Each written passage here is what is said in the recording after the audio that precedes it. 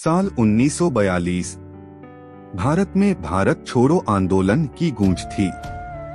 देश के हर कोने में लोग आजादी के लिए संघर्ष कर रहे थे। एक छोटे से गांव सोनपुर में एक लड़का था, अर्जुन।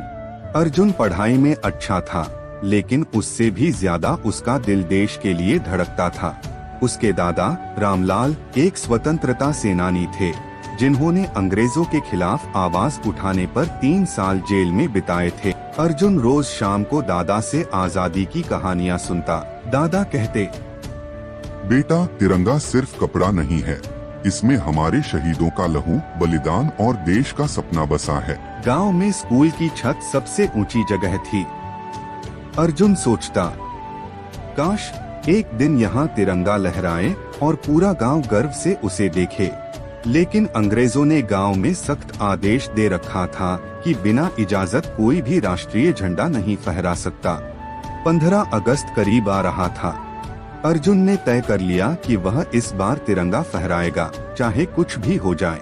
उसने अपने 3 दोस्तों सोहन, रमेश और करीम को अपने मिशन में शामिल किया। चारों बच्चों ने रात में मिलकर एक पुराना कपड़ा लिया, उस पर केसरिया, सफेद और हरा रंग किया और बीच में हाथ से एक छोटा सा नीला चक्र बनाया। झंडा बनकर तैयार था। 15 अगस्त की सुबह, अभी सूरज पूरी तरह निकला भी नहीं था। आसमान हल्का गुलाबी था। गांव में हल्की ठंडी हवा बह रही थी। चारों दोस्त धीरे धीरे स्कूल पहुँचे। वे डर भी रहे थे कि कहीं अंग्रेज सिपाही देख न ले। अर्जुन ने चुपचाप छत पर चढ़कर झंडा बांधा और रस्सी खींचते ही तिरंगा हवा में लहराने लगा। नीचे से दादा की आवाज आई, वाह बेटा, आज तुमने मेरा सपना पूरा कर दिया। गांव के लोग एक एक करके वहां स्कूल पर लगे हुए भारत के फ्लैग के नीचे आने लगे। किसी ने भारत माता की जय के नारे लगाए तो कोई वंदे मातरम गाने लगा। लोगों की आंखों में गर्व और खुशी के आंसू थे।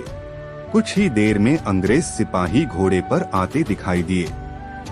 ब्रिटिश सेना ने झंडा उतारने की धमकी दी, लेकिन अब देर हो चुकी थी। पूरा गांव तिरंगे के चारों ओर खड़ा होकर गीत गा रहा था। सिपाही मजबूर होकर चले गए, क्योंकि इतनी भीड़ में कुछ करना आसान नहीं था। उस दिन अर्जुन ने महसूस किया कि आजादी के लिए सिर्फ हथियार ही नहीं, बल्कि साहस और एकता की भी जरूरत होती है। सालों बाद जब 1947 में भारत सचमुच स्वतंत्र हुआ, 10 साल के अर्जुन ने उसी स्कूल की छत पर इस बार खुलेआम और गर्व से तिरंगा फहराया।